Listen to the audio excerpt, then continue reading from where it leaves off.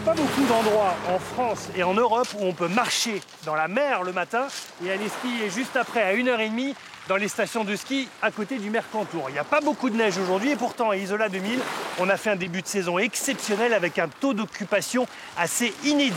On met le bonnet et on y va.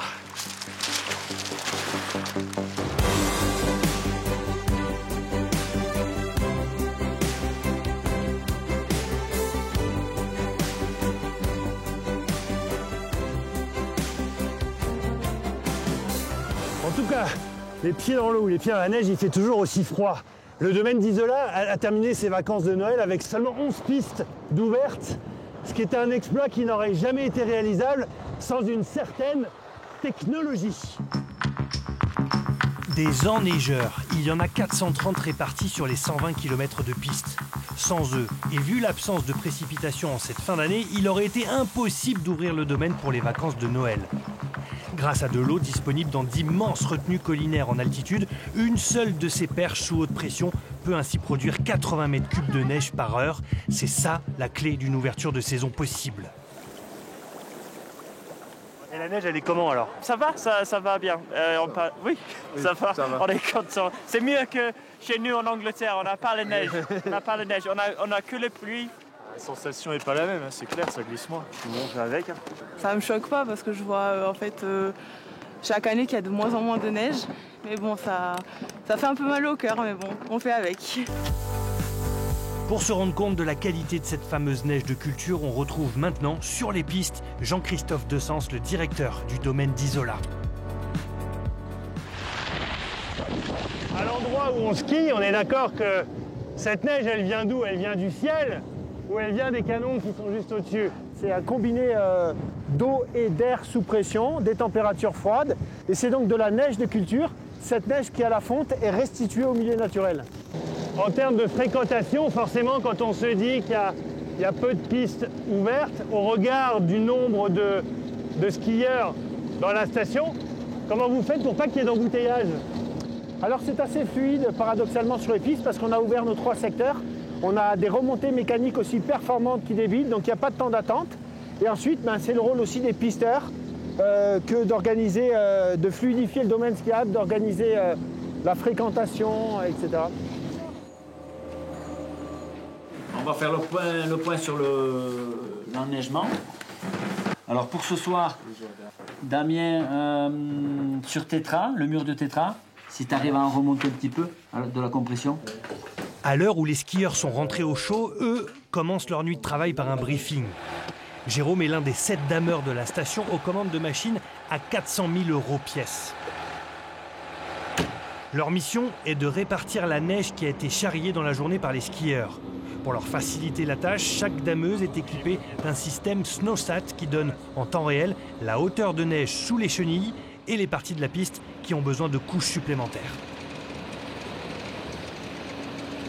Avec l'appareil SnowSat, on sait qu'il y a une grande quantité de neige juste devant nous.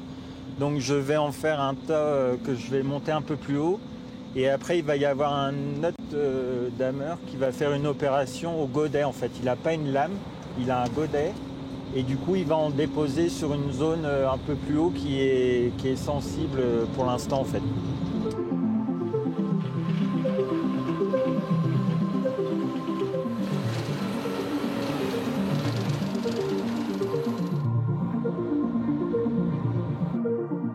C'est quoi qui vous plaît quand vous faites ça là en fait? Est-ce que c'est très solitaire, c'est la nuit, comment? Ouais, mais c'est ce côté-là que j'aime bien. Enfin, on se dit que la journée, il y a eu des milliers de personnes et après, moi, on retrouve le domaine pour nous tout seuls avec des levées du soleil ou des couchers de soleil juste magnifiques. Et puis, il y a le plaisir du travail rendu immédiat, quoi. Dès que, on passe, on fait notre travail, on sait que... Et vous skiez sur vos propres pistes? Oui, pas tous les jours, mais oui, j'essaye de voir si c'est bien ce que j'ai fait.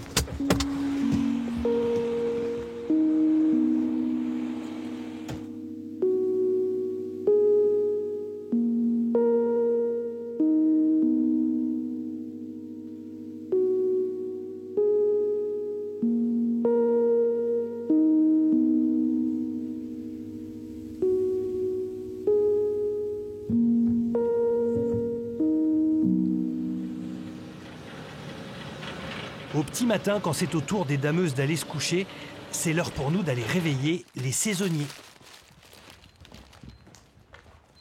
Bonjour. On ramène les croissants. C'est trop gentil, merci beaucoup. Il est 9h10. Ah, on est en retard. Un peu. Sarai a 32 ans et c'est sa première saison à Isola. Une Bretonne bourrée d'énergie qui, le reste de l'année, donne des cours de natation dans le bassin d'Arcachon. Bon, c'est pas grand, mais il y a tout, quoi, ici. Bah, il y a tout. On a le four, micro-ondes, franchement, c'est top. Nous, on a juste ramené... Avec une grande chambre. Ouais. Grande chambre salon. Normalement, le canapé, il se plie, mais on le fait pas tous les matins dans la réalité, donc on va pas le faire aujourd'hui non plus. À deux, dans 12 mètres carrés, cet appartement est fourni par l'employeur de sa compagne, saisonnière dans un magasin de ski. Sarai, elle, elle travaille à l'office du tourisme. Et il y a du monde malgré le fait qu'il y ait peu de neige ou comment ça se passe parce que... Franchement, là, la semaine du Nouvel An, ça fait éclater. Ah oui. Il y en a plein du coup qui sont venus à nos animations parce que justement, il n'y avait pas de neige. Et du coup, ça nous a amené du monde, nous, à l'office. Parce que les gens, d'habitude, ils viennent pas aux animations dès 10h le matin. Ils sont sur les pistes. Alors que là, dès 10h, on avait du monde. Du coup, c'est cool. Donc c'est plutôt bien. Bah, pour nous, ouais, c'est trop bien pour nous. Avec un salaire de 1 800 € brut par mois, Sarai doit quand même s'organiser, notamment en ce qui concerne les courses. En station, on le sait, les prix sont parfois 50% plus élevés que dans la vallée. C'est vraiment cher de vivre à Isola en tant que saisonnier. Du coup, on fait les grosses courses, on descend une fois par semaine, enfin pas par semaine, une fois tous les 2 semaines ou même une fois par mois. On descend vers Nice pour faire les grosses courses. Ah oui. Et après, on fait juste le petit réassort à l'utile.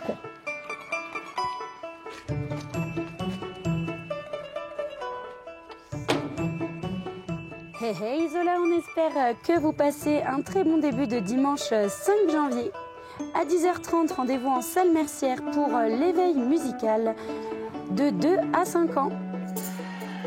Qu'ils soient animateurs, serveurs ou employés de magasins, 300 saisonniers comme Sarai posent leurs valises jusqu'au mois d'avril, tous attirés par l'envie de travailler à la montagne.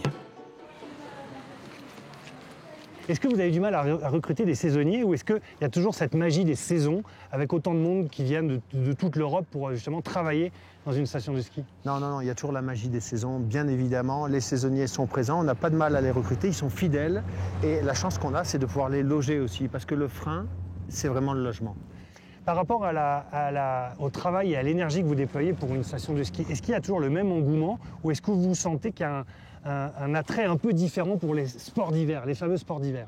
Ce qu'on constate en montagne, c'est qu'il y a de plus en plus de monde. Donc il y a une forte appétence pour la montagne. Mais pas forcément plus de skieurs, ça veut dire qu'il y a d'autres activités autour? Oui, absolument. Alors le moteur principal reste et demeure le ski, la glisse. Mais autour de ça, on a diversifié les activités, le chien de traîneau, la raquette à neige, bien sûr toutes les festivités, les animations qu'on peut avoir autour, et puis l'ambiance tout simplement.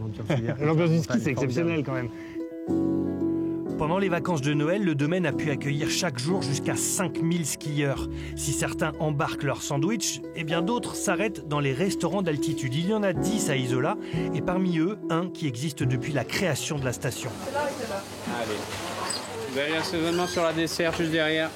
Ici, une centaine de clients déjeunent quotidiennement, que la neige soit naturelle ou artificielle.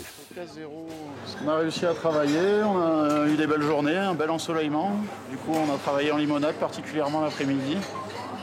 On a une belle équipe pour ça, donc c'est toujours sympa. Les gens sont contents, ils reviennent. La neige, c'est vraiment le truc que tout le monde attend, quoi. C'est le nerf de la guerre, on va dire. Hein. On est dans une station de ski, donc bien évidemment. Après, on a un enneigement artificiel quand même qui nous a permis d'ouvrir, fort heureusement. Et maintenant, on attend avec impatience la neige fraîche. En altitude, on trouve aussi, une fois le domaine fermé bien sûr, de drôles de glisseurs. La luge, on connaît ça depuis la nuit des temps, mais la luge en groupe, c'est assez inédit.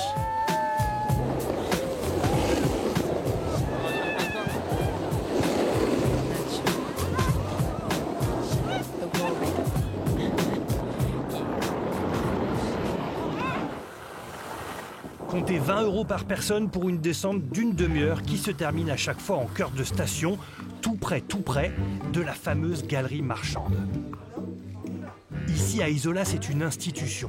Un immense couloir de 500 mètres qui permet aux vacanciers de sortir faire ses courses presque en pantoufles. Et quand on s'y promène, avec attention, on peut même y trouver un des pionniers de la station. Oh dans mes filles, sont magnifiques. Alors cette station, comment elle a évolué avec toutes ces années? Elle a évolué bien, elle a bien évolué, hein, parce qu'elle s'est considérablement développée, bien sûr, par rapport au début, avec des extensions de domaines skiables qui ont été, au fur et à mesure des années, toujours importantes, que ce soit des nouvelles pistes, des nouvelles remontées mécaniques. Vous vous dites quoi quand, ici, vous regardez la neige tomber? Moi, je pense qu'ici, on va skier encore quelques décennies. Il n'y a plus des saisons qui sont aussi marquées. Mais par contre, on a toujours des périodes de froid où il neige et puis où on peut fabriquer de la neige quand c'est le cas. Donc, on est serein. Et la sérénité, c'est aussi le cas du couple doyen d'Isola 2000. Kathleen et Bruno de Colombe sont arrivés en 1976 à la naissance de la station. Avec leur agence immobilière, ils vendent une quinzaine d'appartements par an. Oui, donc on va visiter cet appartement qui est en 3-4 pièces. Ouais, super. Qui fait à peu près 76 mètres carrés. Et peut-être le premier de l'année 2025 avec cette cliente fortement intéressée, malgré l'incertitude de la neige en station. Il a été complètement rénové. Magnifique. Oh là là. Il y a de l'espace, hein, en effet. Non, ça ne m'inquiète pas, je fais confiance en l'avenir. Puis c'est pas grave, on viendra s'aérer à quelques heures de Nice. C'est un atout. On est quand même super bien positionné. Isola est une station qui est à seulement 1 heure de la mer, donc faut en profiter. Quoi qu'on en dise, Isola, il y a toujours de l'attrait, et notamment de l'attrait immobilier. C'est parce qu'il y a beaucoup de neige. On est à 2000 mètres, et je pense que c'est une des dernières stations de la Côte d'Azur qui aura encore de la neige dans quelques années. Même avec des débuts de saison compliqués comme là. Alors, c'est déjà arrivé en 80. Ça arrivera d'autres. L'année dernière, c'était un peu juste. Cette année, encore un peu. Mais je pense qu'on va revenir sur un cycle normal. Ici, un appartement se vend entre 5 et 9 000 euros du mètre carré en 1 semaine environ. Et il arrive aussi que certains studios partent en moins de 24 heures.